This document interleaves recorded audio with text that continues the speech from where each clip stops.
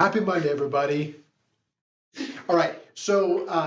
What has happened? We've had a lot going on. One thing, we got a few phone calls from clients last week saying, "Hey, should I buy Tesla?"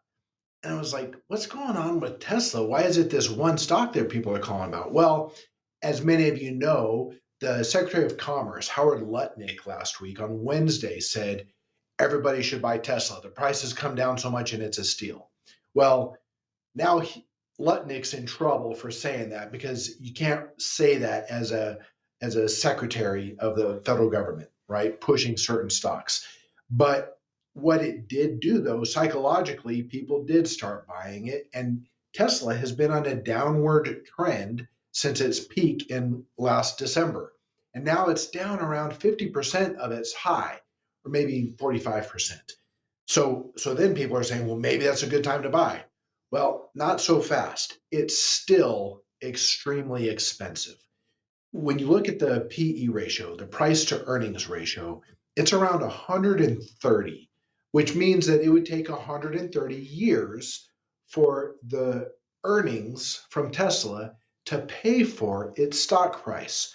Now, just to put that in relation to something else, Ford is just above 6 to 130, which means that if you bought Ford, it would only take 6 years to have that stock pay for itself. Now, am I saying Ford's a good purchase? No, because even though something might have a good PE ratio, it doesn't mean it can't go down in price. And if we have a recession, which I'm going to get to in just a second, then prices are going to come down regardless of PE ratios. But anyway, back to Tesla. There was a little uptick after Lutnick's comment. The stock price did come up, but now we've seen it come back down again because essentially it's overpriced. All right, now let's talk about the bigger picture. And this goes to a little bit about what Greg was talking about, and that's the tariffs and and how Trump is using these. Now, it's understandable why Trump is kind of talking about tariffs. And then there's a lot of debate. Are tariffs good or are they bad? Well, it depends on what your goal is. Now, if you're just looking at economic policy, tariffs tend to have a negative impact on a lot of things. It can increase inflation for all of us, which can also put financial strain on a system, which could lead to higher unemployment numbers. That's in the short term. In the long term, the goal would be to bring jobs here because it's cheaper to make things now in the United States.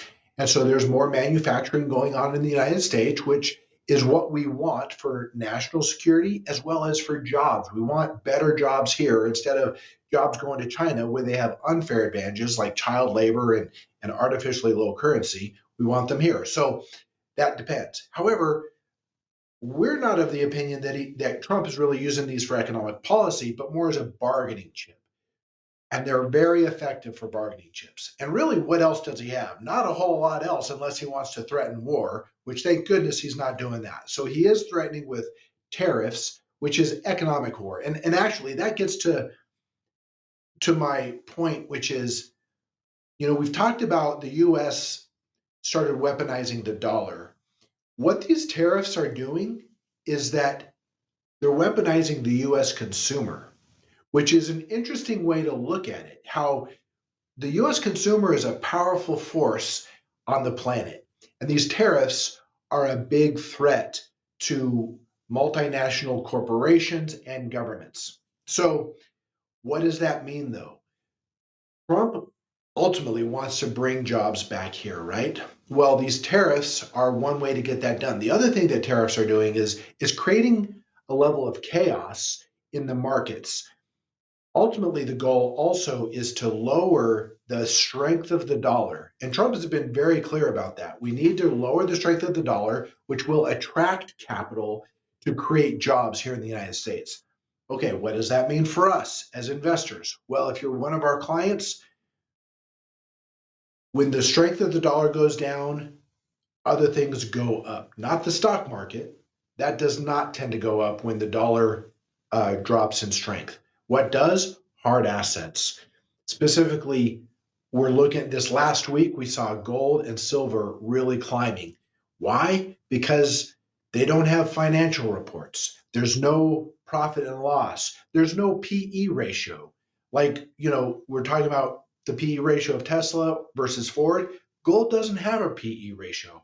It's boring. It just sits there, but money moves into it when there's uncertainty, when there's chaos, when there is financial strain on the systems. So that's why you've been seeing the stock market come down over the last several weeks.